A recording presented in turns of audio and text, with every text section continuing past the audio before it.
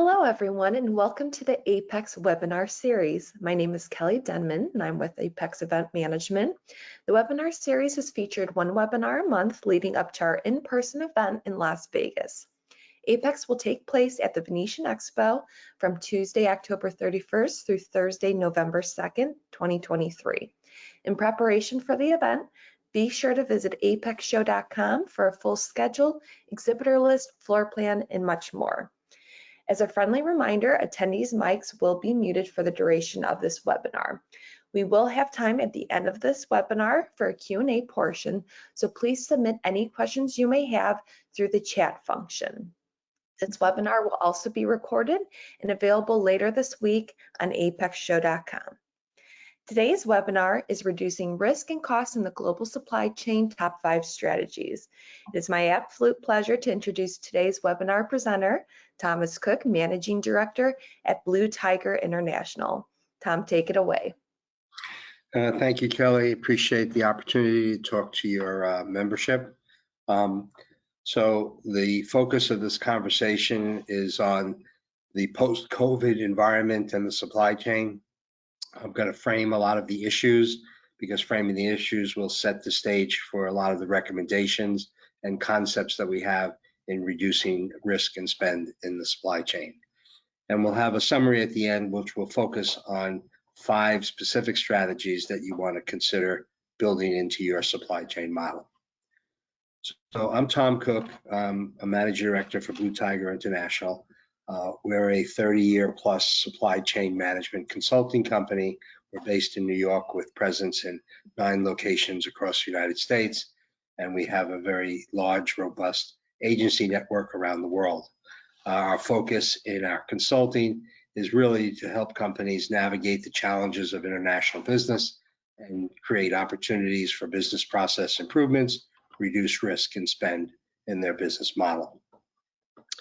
So the top 5 strategies that we have that we're going to kind of cover with all these slides is to understand and work your landed costs, particularly in the import marketplace, to be able to identify where there is risk and what steps can take place to mitigate that risk. The new concept of near sourcing, which is bringing back manufacturing to friendly countries or closer to home or back here in the United States. I'm going to focus on a conversation regarding foreign trade zones and tariff engineering, and really learn various options that are available, which there are 14, to better navigate some solutions in the supply chain. So we all realize that coming out of COVID and through COVID, we had significant delays, significant escalations of cost, and also created a tremendous amount of uncertainty. Unfortunately, that's past us, but now we have new challenges and new exposures that we need to be concerned about. But the coronavirus caused us to reconsider our inventory practices. And prior to COVID, lean inventory was a major concept in supply chain management, but it went away because everybody was concerned about having a significant amount more safety stock, and that continues into this post-COVID marketplace.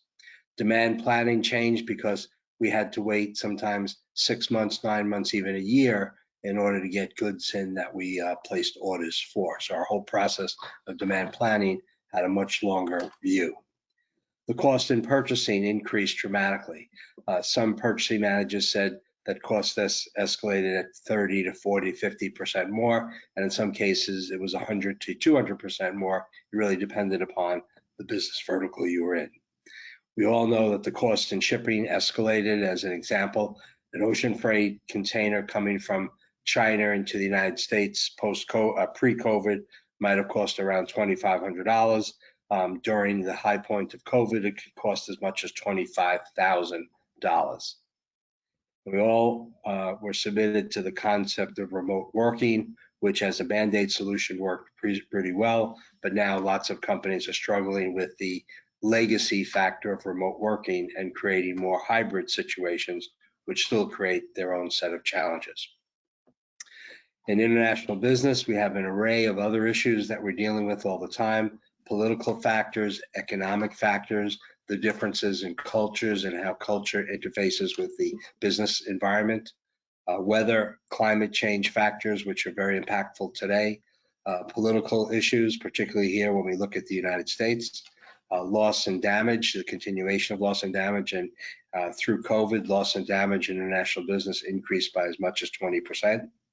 Financial considerations and the continuation of various aspects of disruption that take place due to any one of the issues that we outline above. It impacts all modes of transportation. It does make a difference whether moving goods by truck, air, rail. Also impacts the whole concept of inventory and the distribution methods that we utilize. It covers all countries of the world. There are no countries that the disruption does not affect. And it also impacts all business models, and it didn't make a difference what you were in and what business discipline you were in, there was an impact. In every company itself, it impacted all aspects of the company, from senior management to purchasing and procurement, sales and business development and customer service, operations, manufacturing, and obviously supply chain, and residual impacts into the financial and legal aspects of how companies operate.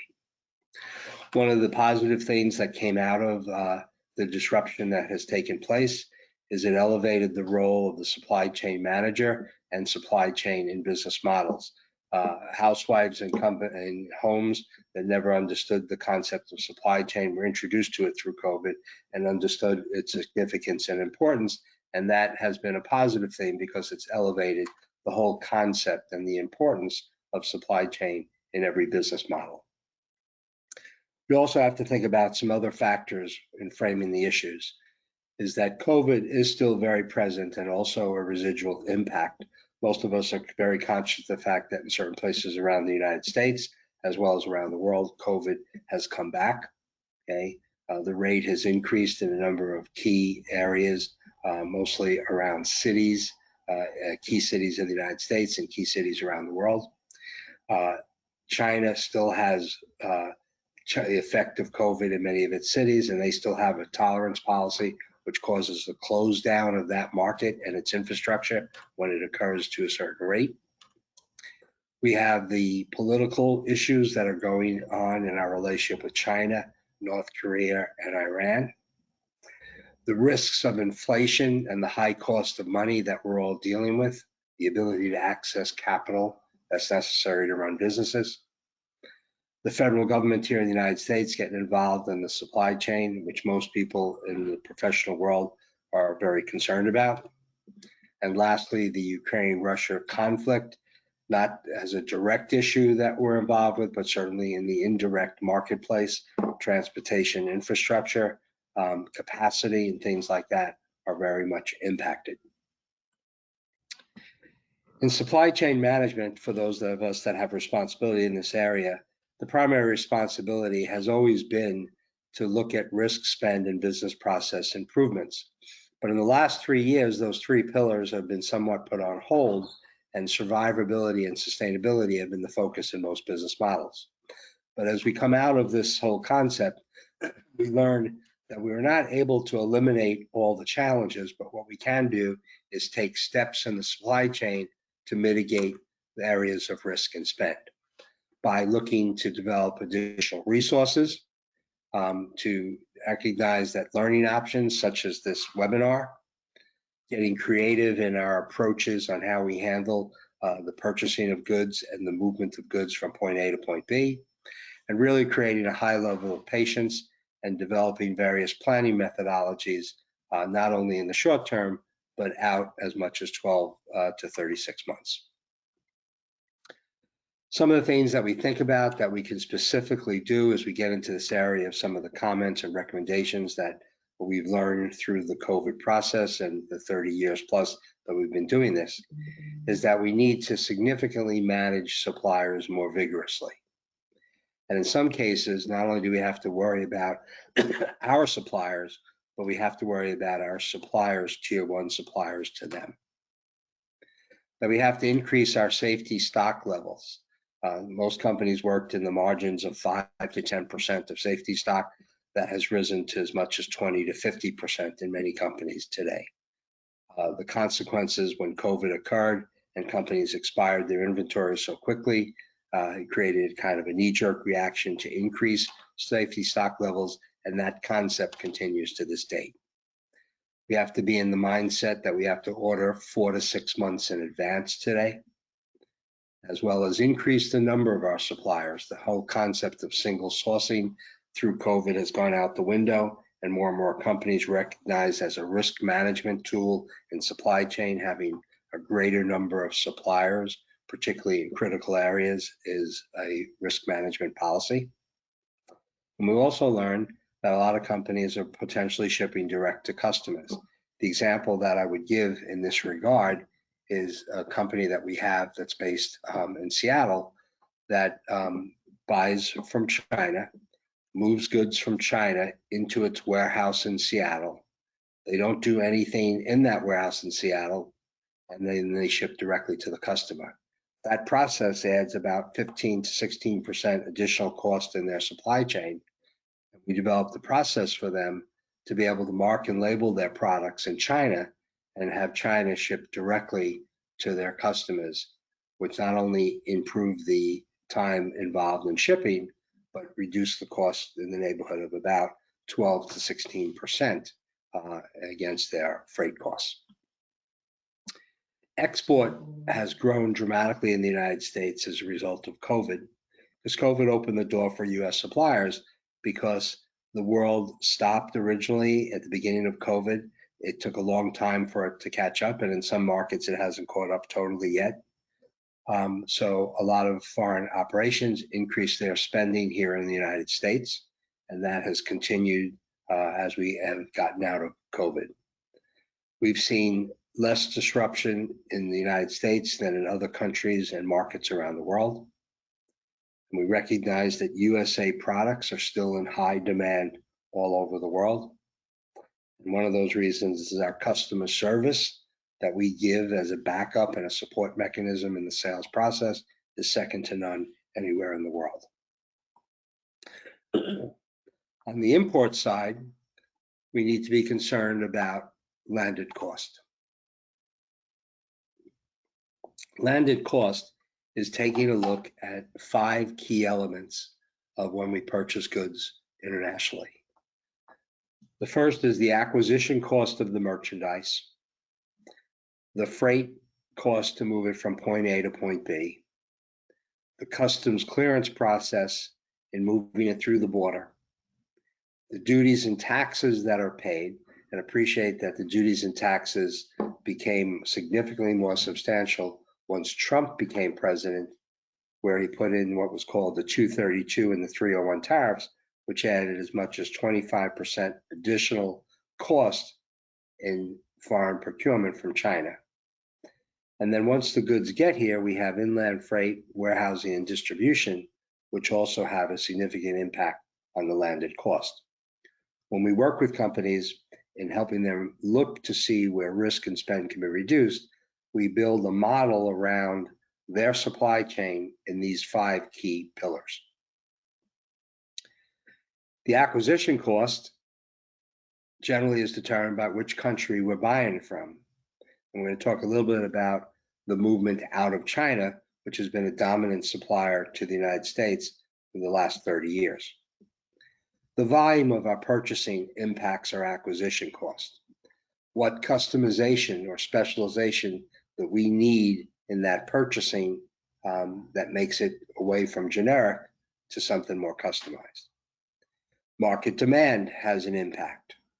The number of alternative sources that are out there has an impact. And as an example, India, which has become a very huge competitor to China as well as Vietnam, that creates a more competitive market, just generally speaking, because the acquisition cost is likely to drop when there are more options that companies have to purchase. And our ability to negotiate better deals also has an impact in the whole concept of acquisition cost. China, which has grown to be one of the largest suppliers in the world, has a manufacturing prowess almost second to none. Their ability to ramp up and ramp down as need increases and dissipates is dramatic. Their labor force, which is highly skilled but at low cost, still is prevalent against other markets in the world, and their ability to adapt to the different circumstances and needs of the world has been made them as great a country as manufacturing as there is. However, we have to be concerned with a number of the challenges that we have with China. Some of these challenges start with intellectual property rights and the fact that once you share information and intellectual property rights data with the foreign manufacturer and supplier in China, you're at jeopardy of losing those rights. The United States has taken a very staunch, both politically and economic stance with China, and that has already impacted a decrease in their manufacturing capability and their export sales both to Europe and the United States. Politically, there's a big issue going on with Taiwan. If anyone is paying attention to the news, we know that China is threatening to take back over Taiwan militarily, and their prowess and attempt to grow in the South China Sea and make it as part of China's realm of empowerment is significant. COVID has had a huge impact on China and still does with these lockdowns that occur, and their cost and reliability has been questioned as a result. China's alignment with North Korea, Russia, various countries in Africa, and Iran has caused a number of political concerns with Europe and the United States. And more recently, the forced labor issues, of which U.S. Customs has created a significant level of concern, where a blue law, the Hoover Act, has been passed by Congress. And now, in the last 24 months, more than $3 billion of product coming through the border out of China has been seized by U.S. companies and either sent back to China or destroyed or held in abeyance of its ability to come into the United States. And the last issue is forced information transfers, where US companies and European companies have lost literally hundreds of millions of dollars, where they've had to transfer certain information in order to make manufacturing possible, and that information now being used clandestinely against that company or the United States. So we came up with a guideline for companies to think about a China sourcing policy, and we refer to it as a risk management concept in the supply chain, and the idea of learning your options. And more importantly is position is not so much to reduce your footprint in China, but not to eliminate it, but really to take steps to reduce the impact. Okay, because China is an important manufacturing prowess. Okay, they should be always in your consideration, but your dependence on it really needs to be reconsidered and look to other options as well, which we'll talk about as we move forward. One of the options to China is that the United States has free trade agreements, and here's a listing of some of those countries that are in there, okay? And what that means is that if we were to look as an example on this list to Mexico as an option, to Singapore as an option, to Israel as an option, okay? That means that anything that we import from those countries, we're not liable to pay any duties or taxes on. So while the manufacturing cost might tick up a bit as compared to China, the landed cost would be reduced because you would not have to pay duties or taxes. And when you look at some goods that come out of China where there's a 25% surcharge, that impact is even greater. There are other countries around the world where we don't have free trade agreements that have significant manufacturing capability and also have favorable duty rates in the exchange of goods between the countries. Philippines, Turkey, Brazil are three, followed by Vietnam, India, and Taiwan. And I'll focus on the conversation of Vietnam. A significant amount of manufacturing through COVID had moved to Vietnam and is considered now a friendly ally for the United States. and a significant alternative option because you have manufacturing capability tied into low cost. India is another country where a number of US companies have moved manufacturing to, and the same thing where you do have a manufacturing capability tied into low cost. In India, though, there is a bigger challenge, which is the transportation infrastructure has not caught up to the amount of volume that's being handled, but India has started to move a significant amount of money into their infrastructure. So we expect over the next couple of years that that problem will dissipate. And Taiwan obviously presents the same kind of prowess that China does relative to its capability to do robust, low-cost manufacturing. So they're always a legitimate option as well. The whole concept of near sourcing and what we define near sourcing is it's a term to use in business placing some of its operations close to where its end products are sold.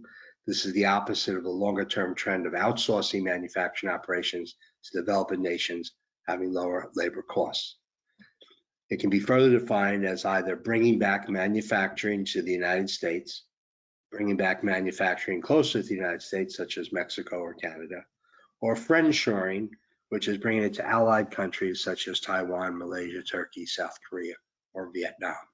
And appreciate that in some of those countries like South Korea, Mexico as an example, Canada, we have free trade agreements with, which make that even more a viable option. One of the options that we work with, I actually have an engineer located in Mexico to help support this activity, is in Mexico as an alternative source. And Mexico, in concert with the US government, has a very specific program called the Maquiladora. The Maquiladora is designed as a program where a US company can create its own manufacturing capability in Mexico or outsource it to a contract manufacturer. And if that company imports raw materials and components in its manufacturing or assembly process, those duties are waived because ultimately the goods will come into the United States or Canada. So the Maquiladora program provides tremendous tax incentives relative to duties and taxes as the goods move in, as raw materials components move into Mexico using low-cost labor in Mexico and then moving the goods into the United States. And appreciate that the cost of freight is significantly less than moving goods from Mexico to the United States, okay? And the cost of oversight is significantly less than it is over in China. Another option that we have is foreign trade zones.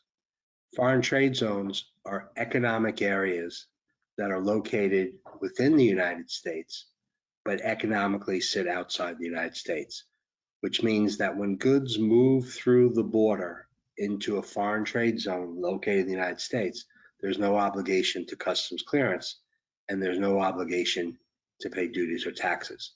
So one of the more immediate benefits of a foreign trade zone is that it defers the duty obligation until the goods come out of the foreign trade zone, which is typically at the time of point of sale. So depending upon your inventory turns, this could be a huge benefit. Additionally, foreign trade zones can be set up not only for distribution, but for manufacturing and assembly. And many times the taxes and duties associated with raw materials, components, and parts is higher than it is for a finished product. And customs allows a company to look at foreign trade zone import and to use whichever will produce the lower duty rate, either the component or the finished product. So foreign trade zones can be used for manufacturing, assembly, fulfillment, and distribution. It gives us deferrals of duties.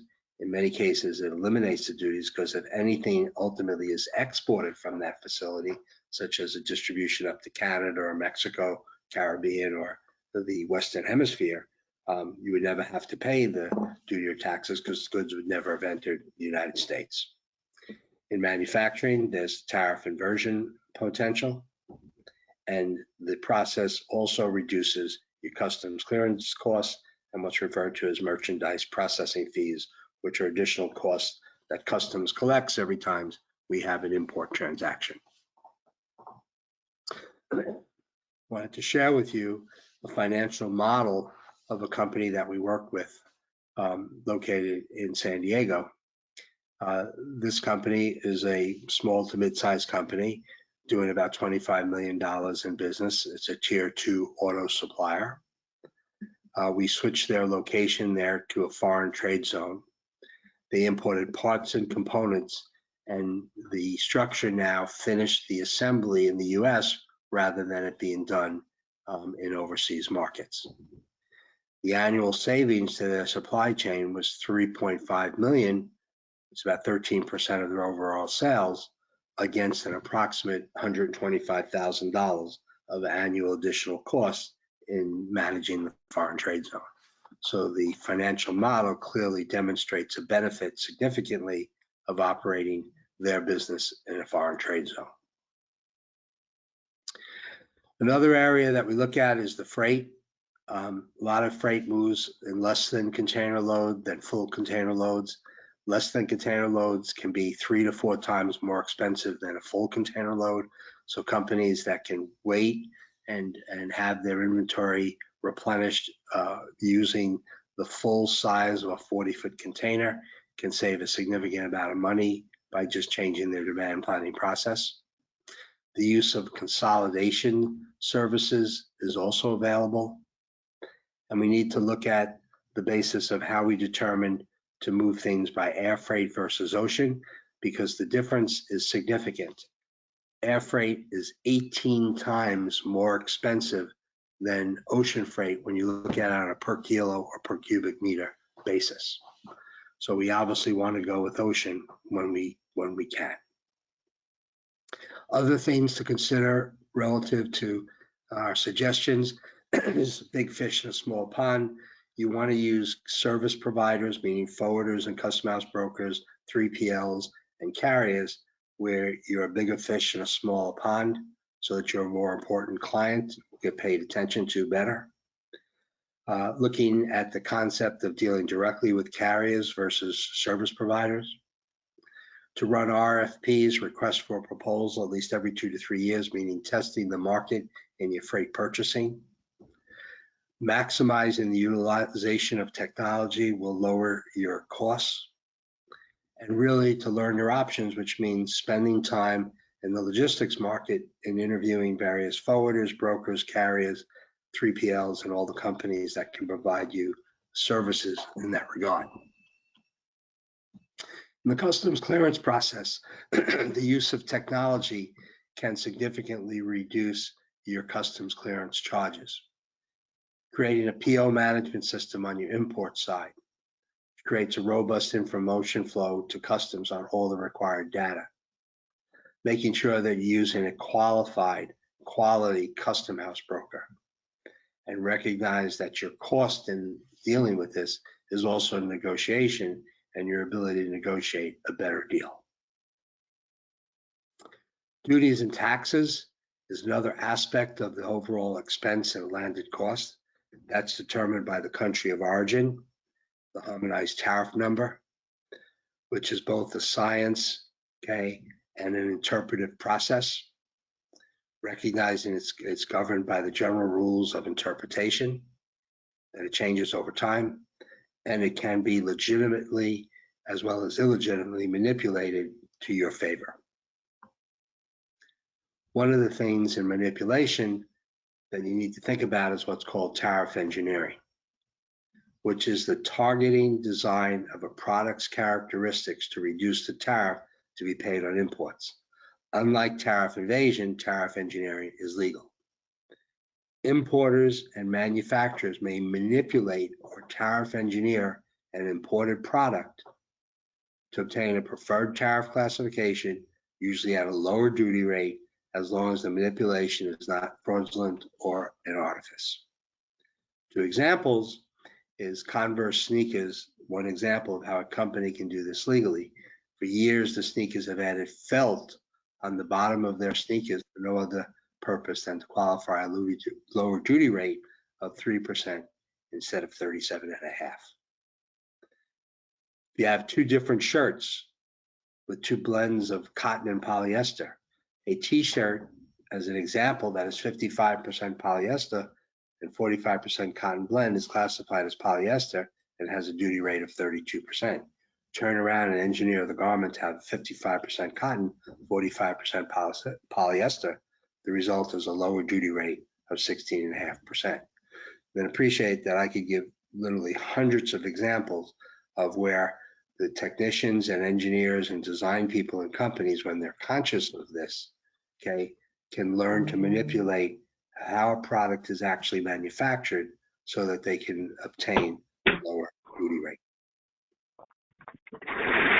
Other things in managing landed costs. Bonded warehouses is kind of a form like foreign trade zones, but don't have all the benefits.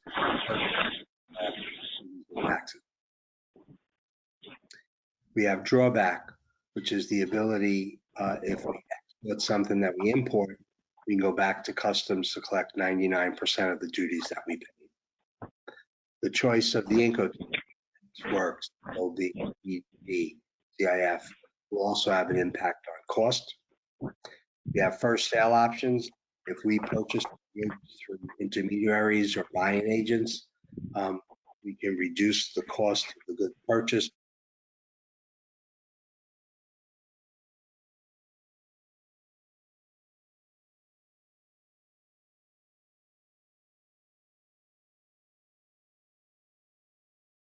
Which often has a direct impact.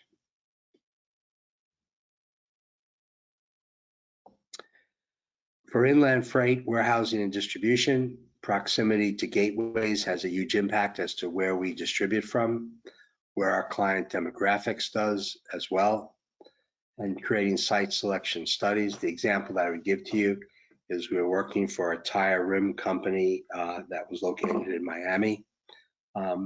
And they did distribution from a 600,000 square foot warehouse to the whole United States. They offered same day, next day, and deferred delivery services. It obviously was very costly, moving from Miami to various places all over the United States. So when we did a study, we recognized that they had as many clients west of the Mississippi as they did east of the Mississippi.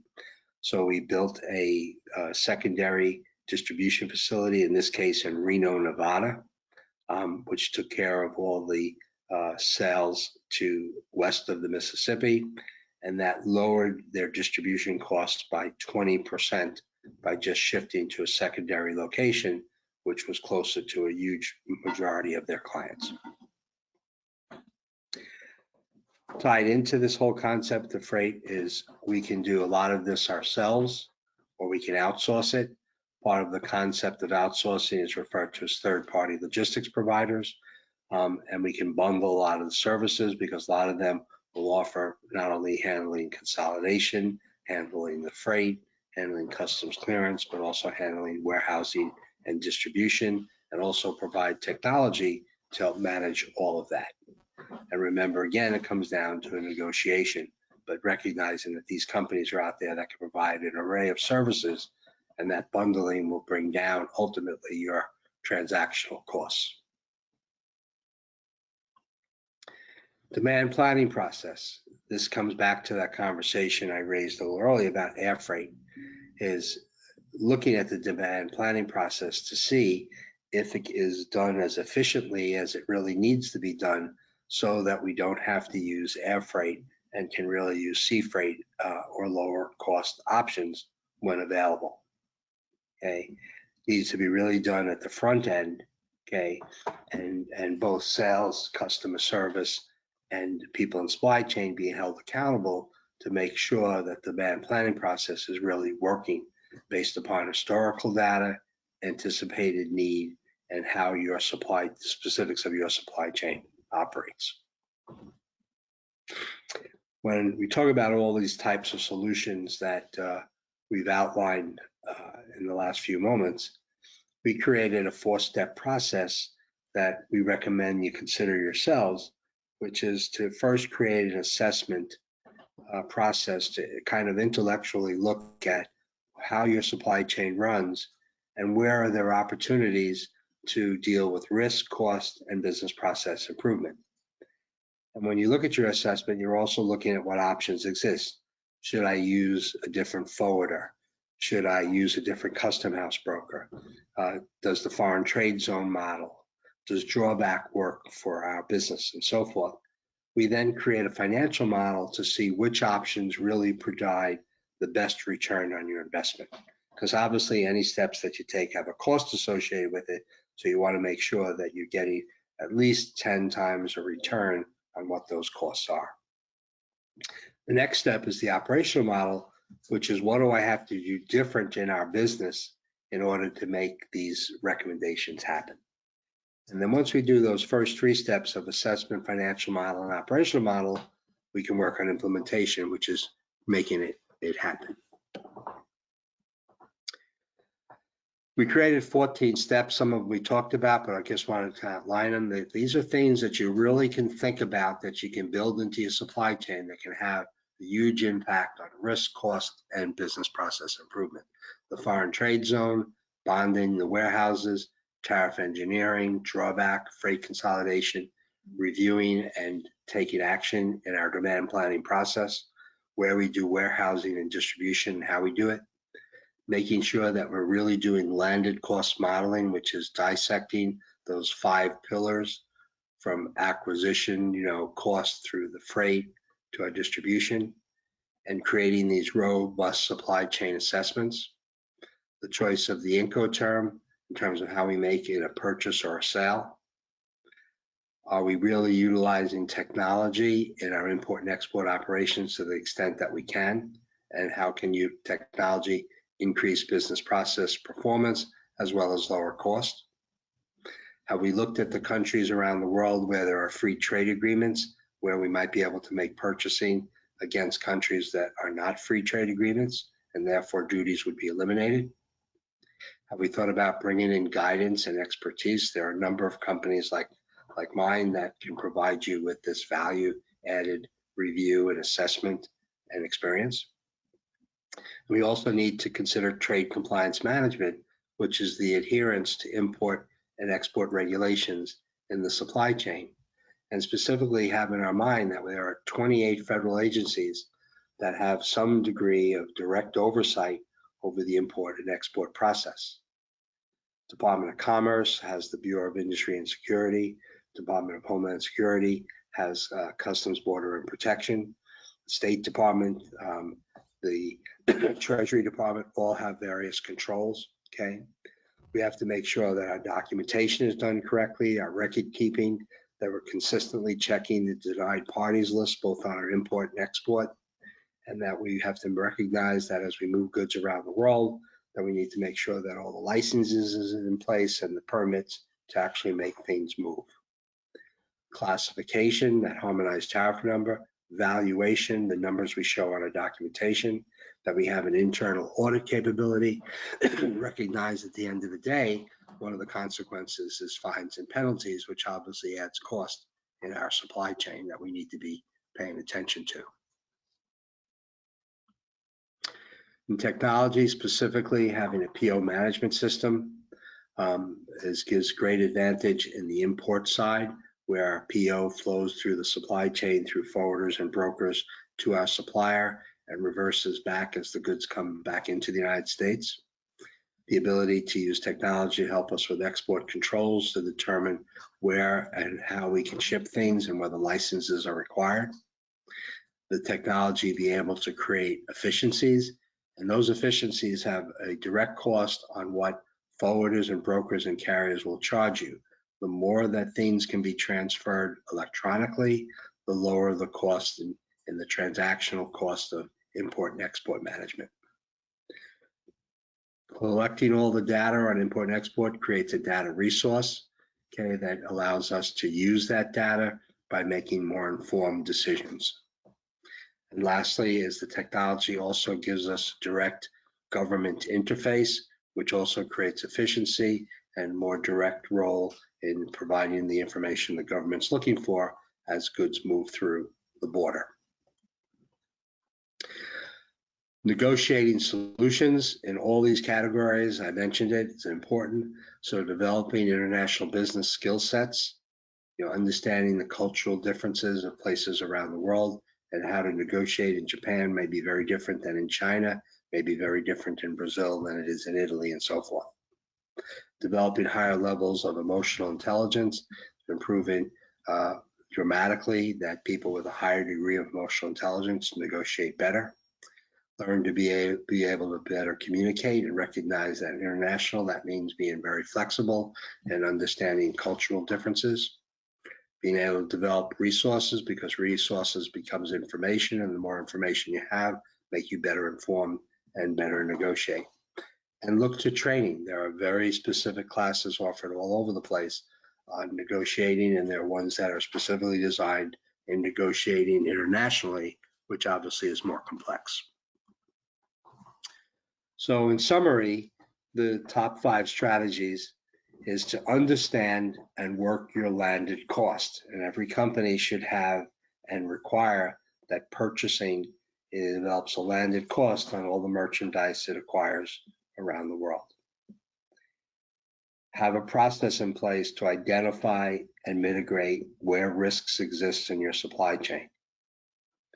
On the imports, to look at the near sourcing concept, and more specifically the foreign trade zone model, which we prove in probably 90% of import cases will have benefit. Look at exports, because the export market right now in the United States is very robust, and opportunity exists in all countries around the world.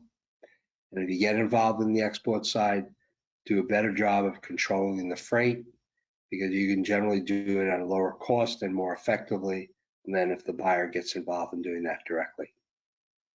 And lastly, hopefully that this presentation is that you need to create an assessment process, okay, to in all these areas, obviously leading to action steps, which will have an effect on your bottom line. So we've told the management team at AAPEX is that anybody who's part of your organization, that we provide a 2-hour free consultation on any of the aforementioned subject matter. So my contact information is in the following slides. You're welcome to reach out at any point in time and have a conversation with us, and we can certainly point you in some directions where you might have opportunity to see some of these improvements. So my bio is listed here in more detail. My contact information is on the right there. So we appreciate your kind attention, and I'm open to answering and responding to any of your questions or comments.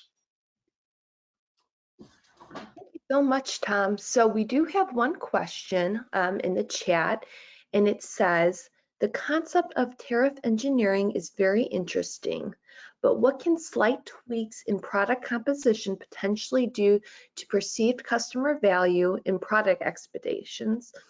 And how can companies spin the changes in a favorable manner?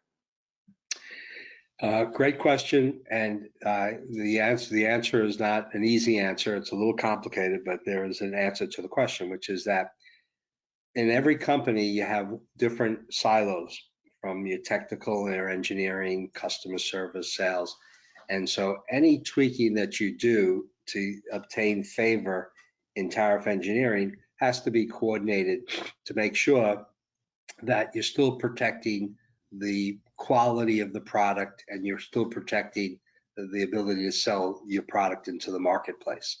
So it creates a coordination that needs to take place, so that everybody has a vested interest, can give input into that process. So it's coordinated. It can be coordinated with all those parties. You can then have a favorable result. Thank you, sir. And the person that asked that, Yeah, thank you you asked the very question, much. you're more than welcome to reach out to me and I could get more specific with you in the answer, but it's just kind of a coordinated effort that has to be done to make sure that whatever benefit you're going to get isn't going to have a negative impact in any other aspect of the sale or performance of the product. That's perfect. Thank you, Tom. Another question just came in. What are your thoughts on analysis of the impending collapse of China's ability to manufacture due to demographic, economic, and labor issues. We're very concerned about it. We have a presence in China, based in Hong Kong, and they have outreach into 9 different cities in China. So we're watching it very carefully. And in looking at not at the statistics that the Chinese government puts out, because they're saying that their exports are down about 5 to 8%, but our intelligence is telling us that the exports are down more likely to be 20 to 25%, particularly to the ones coming into the United States and Europe. And one of the measures that our office is using is the amount of business visitors coming from the United States and Europe into China is off by more than 70% in the last year and a half. And that's because many companies have reduced their purchasing from China and moved their manufacturing to some of these other countries that I've outlined above. So the bigger concern that I have and my colleagues is that we don't see China taking any steps to mitigate their relationship with the United States or repair some of the damage that has been done or deal with the areas that we're concerned about. What we do see China doing is to kind of shift a lot of their influence into Africa, the Middle East. Obviously, they're aligning themselves with Russia as well. A tremendous amount of their sales that they have that shifted from the United States are going into Russia, exchanging for the oil that's coming into China, because China doesn't have any means to produce their own oil. So there's a big concern politically what this is all going to mean and so forth. But from an economic standpoint, a business standpoint, I think everybody should, again, reduce their dependence on China and look to elsewhere, because there is a concern that China at some point in time, this is going to be so impactful that it will impact their ability to maintain their ability to have a robust manufacturing capability and do it inexpensively. So we're very concerned about that and needs to be carefully watched. Perhaps when talking with Kelly on the line here, maybe in the first quarter, maybe like towards March, we can have another webinar where we can talk specifically about China, because by then we'll have a lot more information and we may be able to produce a presentation to talk about China more specifically and where it stands and where your options exist. Yeah, I think that would be very beneficial for everyone. Right. Okay, if anybody has any other questions, now would be the time to submit through the chat function.